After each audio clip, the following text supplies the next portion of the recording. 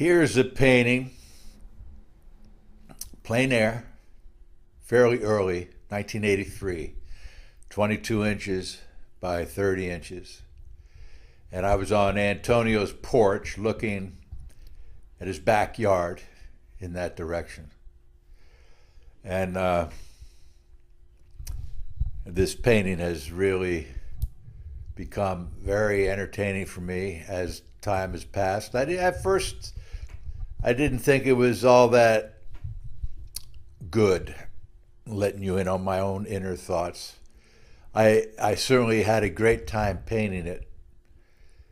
And when I'm painting, I don't much use judgment in terms of is it good or bad. I'm just working really hard in the moment, trying to get the tonalities, trying to be spontaneous, and not letting anything get in my way of that joy of self-expression. So I haven't gotten a lot of great feedback from people about this painting over the years. That too, what people think of your work tends to enter into it, but I'm getting old enough now that I don't really care what other people think that much. I know certainly what my own feelings are about the work and the vibrations that I receive from them. And so this is 1983, done 35 years ago, 36 years ago, right? And it stands the test of time, and it has only deepened for me. And let's look at some of the detail work of it so you can see the spontaneity, the movement, the expression that went into it. I like to look at paintings close, like about the same focal length that you might use when you're reading a book. There is where you can see the quality of the painting.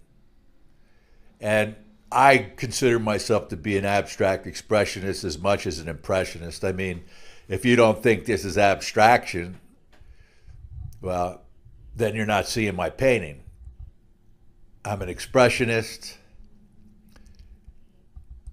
I just think the world is as interesting as anything I might come up with in my own head to work from.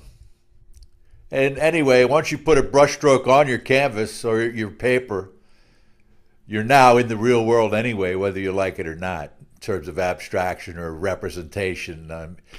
I mean, the moment you put brush to surface, you're now in the real world. One of the things I like to say is the abstract nature of reality is the source of beauty. And that brings into, that could be talked about and discussed a bit more than just that quote, but there you go. And so this is really beautiful music. Each tonality, each color relationship can be seen in the same way as if you were listening to music, you would note and enjoy the relationships of tonalities as they move in the song, in the music, in the composition. Let me talk a little bit more about that, because as an artist, you don't create the color. You only choose the tonality that you're going to use as an artist. As an artist, you don't create the brush. You just make choices about how that brush is going to express itself. It's like you're as much a conductor and composer as anything else when you're a painter. And the way you use those elements of the medium express your consciousness, who you are, what you think about what you're doing, how you feel. And I just think this is beautiful self-expression, music, painting, call it what you will, framed properly with a mat, because it is a paper and it's 35 years old. So this is a watercolor paper a 140-pound watercolor paper. It's 35, 36 years old, and it has shown no degradation whatsoever. And this wasn't even gessoed. So this is good for a few hundred years before it's going to break down. It'll last as long as a canvas, a good paper.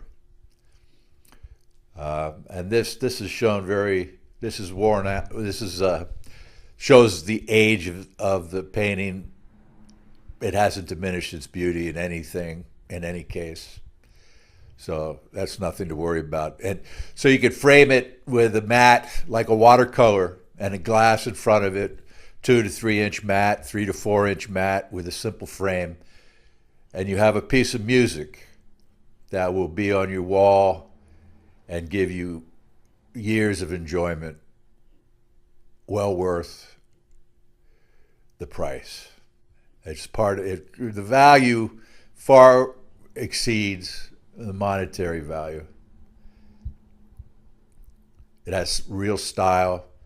It has originality, and it makes me feel really good to look at it in terms of its music.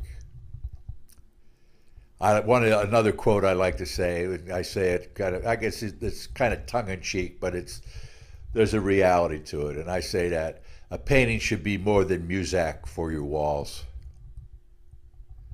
You don't want something that's just going to sit there, and the only reason you enjoy looking at it is because some dealer told you it had some value.